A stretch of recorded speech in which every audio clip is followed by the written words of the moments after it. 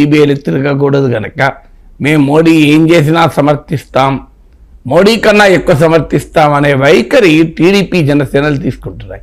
ఇది ఆ పార్టీలకు మంచిది కాదు, రాష్ట్రానికి మంచిది కాదు. కొన్ని విషయాల్లో స్పష్టత ఉండాలి మనకు. ఇది స్టీల్ ప్లాంట్ ఏమన్నారు, ఇది సెంటిమెంట్ అని చంద్రబాబు నాయుడు అన్నాడుక. పవన్ కళ్యాణ్ పోరాటంలో భాగస్వామి అయ్యారు కదా, గెలిచాక మేము 11,000 కోట్లు ఇప్పించామన్నారు కదా. నేను ఆ రోజు కూడా చెప్పింది ఏంటి అంటే, అసలు స్టీల్ ప్లాంట్ ఈ పరిస్థితి రావటానికి కారణం ఏంటి? రీసెంట్గా కూడా పవన్ కళ్యాణ్ అన్నారు కదా సార్, ఇక్కడ కుల భావన, రాష్ట్ర భావన, దాంతోపాటు స్టీల్ ప్లాంట్ భావన అని చెప్పి ఆంధ్రప్రదేశ్ వాళ్ళలో స్టీల్ ప్లాంట్ దాని మీద ఫీలింగ్ ఎక్కువ ఉంది అని కూడా కామెంట్ చేశారు. ఆంధ్రప్రదేశ్ ప్రజల్లో అంటే ఆయన అన్నది కాదు, ఆయన అన్నది ఏంటంటే స్టీల్ ప్లాంట్ విషయంలో మినహా ఆంధ్రప్రదేశ్లో మనకు రాష్ట్ర భావన లేదు అన్నాడు. స్టీల్ ప్లాంట్ విషయంలో ఉందని అన్నాడు. స్టీల్ ప్లాంట్ భావన మినహా, ఆ ఒక్క విషయం మినహా మీకు మనకు రాష్ట్ర భావన లేదు, కుల భావన ఉంది అన్నాడు. ఒక్కటి. కానీ స్టీల్ ప్లాంట్ విషయంలో కూడా రాష్ట్ర ప్రజలకు ఉంది, రాష్ట్రాన్ని పాలించే రాజకీయ నాయకులకు లేదు. రాష్ట్రాన్ని పాలించే నాయకత్వం ఇచ్చే రాజకీయ పార్టీలు ఇప్పటికీ కూడా స్టీల్ ప్లాంట్ విషయంలో పిల్లి మొగ్గలే, అంటే పైకి ఒకటి లోపల ఒకటి చెప్పడమే తప్ప కాంక్రీట్గా కేంద్రంతో ఫైట్ చేసిన ఉదాహరణ గతంలో లేదు, ఇప్పుడు లేదు. అధికారంలో ఉన్న వారికి లేదు, ప్రతిపక్షంలో ఉన్న వారికి లేదు. ముఖ్యంగా అధికారంలో ఉన్న వారిపైన బాధ్యత ఉంటుంది. అందులో మీరు 11,000 కోట్ల ప్యాకేజ్ తెప్పించాం, అద్భుతం చేశాం, ఇది మా ఘన విజయం, ఇది చంద్రబాబు నాయుడుకున్న పలుకుబడికి విజయం, ఇవన్నీ చెప్పాను కదా. మరి ఇప్పుడు ఏమైంది? నేను అందుకే ఆ రోజు కూడా ఉన్నది, unless cabinet committee on economic affairs withdraws its decision, privatisation అనేది ఉంటుంది. ఇక అసలు స్టీల్ ప్లాంట్కు ఉన్న సమస్య ఏంటి?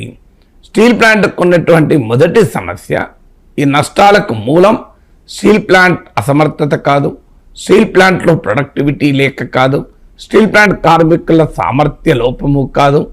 దీనికి మూల కారణం ఏంటి? స్టీల్ ప్లాంట్ ఉత్పత్తి చేసే ప్రొడక్ట్స్కు బయట మార్కెట్లో ఉన్న స్టీల్ కన్నా కూడా కాస్ట్లీ, ఒక 10% ఖరీదైంది.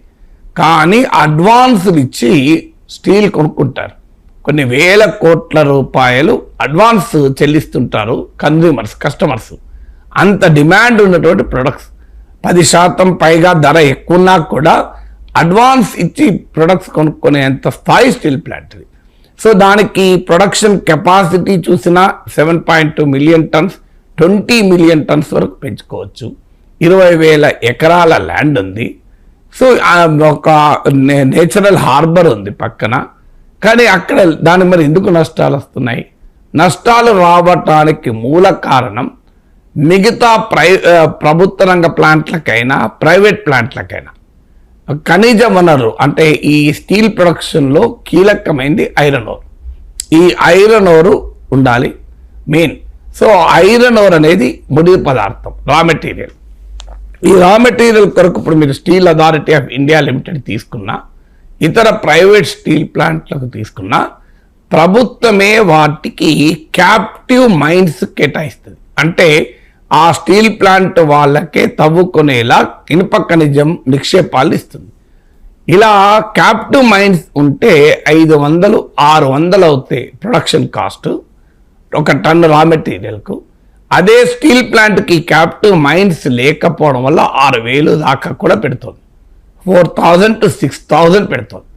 అంటే ఒక ప్రైవేట్ స్టీల్ ప్లాంట్కు అయ్యే రా మెటీరియల్ కాస్ట్ కన్నా ప్రభుత్వ రంగంలో ఉండే Visakha steel ప్లాంట్కు raw material cost 8 to 10 times ఎక్కువ ఉంటుంది. సో ఇది మూలం. మీరు ఒక్కసారి క్యాప్టివ్ మైన్ స్టీల్ ప్లాంట్ కేటాయించండి, విశాఖ స్టీల్ ప్లాంట్లో అసలు లాసెసే ఉండవు. అంటే కావాలని విశాఖ స్టీల్ ప్లాంట్ను కేంద్రమే తన విధానాల ద్వారా నష్టాలు ఉంచుతుంది. ఆంధ్రప్రదేశ్కు చెందిన ఎంపీలు సిగ్గుపడాలి, ఆంధ్రప్రదేశ్కు చెందిన రాజకీయ నాయకులు సిగ్గుపడాలి. అయ్యా ప్రైవేట్ ప్లాంట్లకు క్యాప్టివ్ మైన్స్ ఉంటే ఆంధ్రప్రదేశ్కు గర్వకారణమైన విశాఖ స్టీల్ ప్లాంట్కు ఎందుకు క్యాప్టివ్ మైన్ లేదు? ఎందుకు చంద్రబాబు నాయుడు ఆ కండిషన్ పెట్టాడు? ఎందుకు పవన్ కళ్యాణ్ ఆ కండిషన్ పెట్టాడు?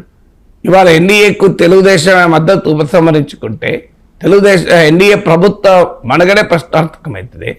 మీరు ఈ మాట ఎందుకు అడగరు? మా Visakha steel plant captive mine ఇవ్వాల్సిందే, ఈ ప్రశ్న ఎందుకు అడగరు? ఇదే తమిళనాడు అయితే డిఎంకేలు, ఏడీఎంకేలు, డిఎండిఎంకేలు, ఎండిఎంకేలు టీఎంకేలు, టీవీకేలు అందరూ కలిసి వెళ్ళి కొట్లాడేవారు. ఇక్కడ మన గోళల్లా మన పంచాయతీ తప్ప వీని వాడు తిట్టుకుంటూ